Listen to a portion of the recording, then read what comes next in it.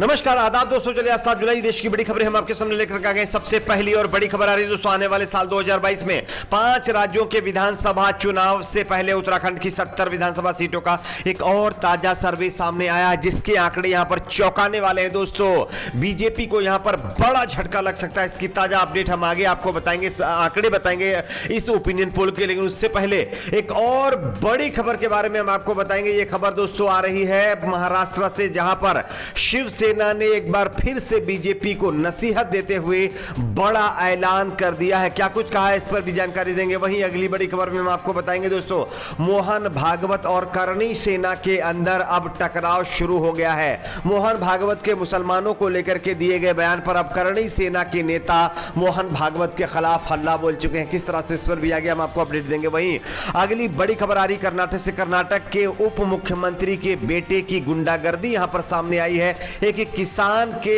बताया जा रहा है कि कैजुअलिटी के बाद उसी के परिवार को किस तरह से प्रताड़ित किया गया, इसका ताजा मामला सामने आया। इस पर भी आगे हम आपको विस्तार से जानकारी देंगे। वही अगली बड़ी खबर आ रही है पश्चिम बंगाल से। पश्चिम बंगाल में बीजेपी के साथ ममता बनर्जी ने एक और बड़ा खेला खेल दिया है। बीजेपी के कई और नेता अब जो है बीजेपी छोड़ करके टीएमसी में शामिल हो सकते हैं। इसकी भी अपडेट आगे हम आपको देंगे। वहीं अगली बड़ी खबर आ रही है दोस्तों अफगानिस्तान से। अफगानिस्तान में जहां एक तरफ रातों रात अमेरिकी सेना अफगानिस्तान के इर्द छोड़कर भाग रही है, वहीं अब जो है वहां के हालात दिन ब दिन खराब होते जा रहे हैं। और इसी को लेकर के अब भारत सरकार ने एक बहुत बड़ा ऐलान कर दिया है। क्या ऐलान किया, इसकी भी जानकारी देंगे। वहीं अगली बड़ी खबर आ रही है दोस्तों, जामिया में फायरिंग वाला राम भक्त अब एक बार फिर से विवादों में आ गया है और इसने एक नया बयान देकर के एक और विवाद खड़ा कर दिया। इस पर भी जानकारी देंगे। वहीं अगली बड़ी खबर में हम आपको बताएंगे दोस्तों, टीएमसी नेता मुकुल रॉय को लेकर के एक दुखद खबर सामने आ रही है। क्या है पूरा मामला, इस पर भी जानकारी देंगे। उससे पहले छोटी सी रिक्वेस्ट दोस्तों, वीडियो को लाइक करके चैनल को सब्सक्राइब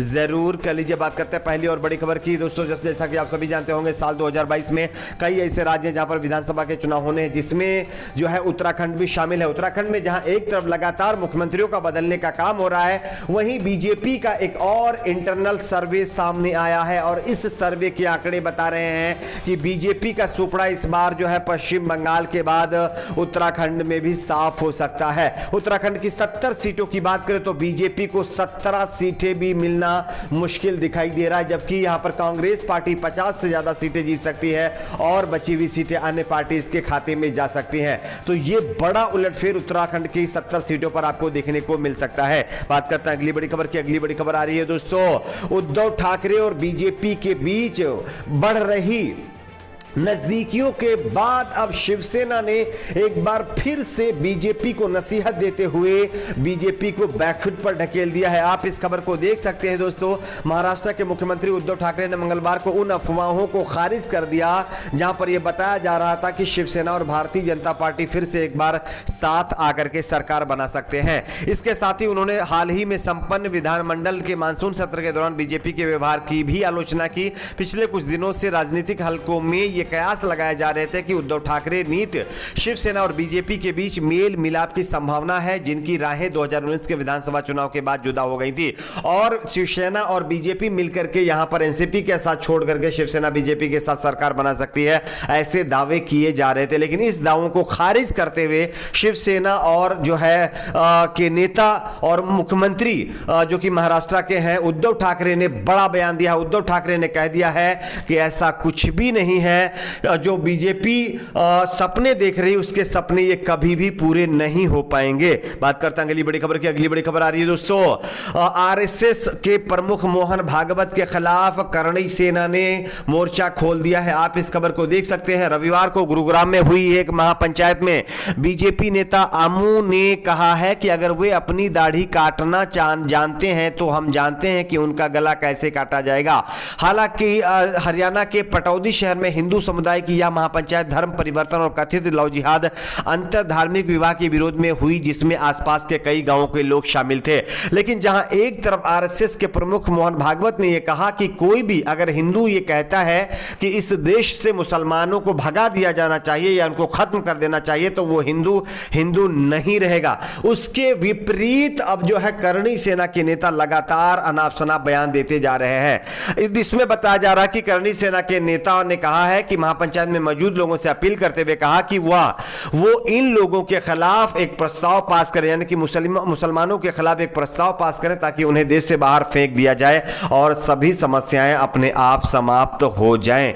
तो यह बयान देकर के एक बार फिर से कहीं ना कहीं मोहन भागवत का अपमान करनी सेना के जो नेता हैं जिनका नाम अमू बताया जा रहा है उन्होंने कर दी है, जिससे करनी सेना और आरएसएस आमने सामने आ गए हैं। बात करते हैं अगली बड़ी खबर की। अगली बड़ी खबर आ रही कर्नाटक से। कर्नाटक के उप मुख्यमंत्री के बेटे चिदानंद की कार से एक्सीडेंट में किसान की जहां एक तरफ कैजुअल्टी हो गई है, वहीं बीजेपी के नेता की दादागिरी भी देखने को मिल रही है। आप इस खबर को देख सकते हैं। जानकारी के मुताबिक कर्नाटक के उप मुख्यमंत्री लक्ष्मण सावदी के बेटे चिदानंद पर बड़ा आरोप लगा है। सोमवार शाम को उनकी कार का एक्सीडेंट हो गया था। अब उन पर आरोप लगा है कि उन्होंने दुर्घटना के शिकार व्यक्ति के परिवार को धमकी दी है। पीड़ित के रिश्तेदारों ने यह भी आरोप लगाया कि चिदानंद सावदी प्रभाव का इस्तेमाल करके मामले को दबाने की कोशिश कर रहे हैं। उत्तरी में बागलकोट के पास कुडाल संगमा क्रॉस के पास राष्ट्रीय राजमार्ग 50 पर एक तेज रफ्तार लग्जरी कार से किसान कोडलेप्पा बोली यानी 58 साल जिसकी उम्र थी वो इस दुनिया में नहीं रहे हैं। किसान की कैजुअल्टी होने के बाद उल्टा जो है नेताजी के बेटे उन्हीं के साथ गुंडागर्दी कर रहे थे, उनको धमका करके डरा करके इस केस को दबाने की कोशिश कर रहे थे। वैसे कर्नाटक के अंदर बीजेपी की सरकार है और बीजेपी की सरकार में अच्छे दिन कुछ इसी तरह से हैं, एंजॉय करते रहिए। बात करते हैं अगली बड़ी खबर की। अगली बड़ी खबर आ रही है दोस्तों पश्चिम बंगाल के अंदर ममता बनर्जी ने बीजेपी के साथ एक और बड़ा खेला खेल दिया। आप इस खबर को देख सकते हैं। पश्चिम बंगाल में विधानसभा चुनाव में मिली हार के बाद बीजेपी को एक और बड़ा झटका लगा है।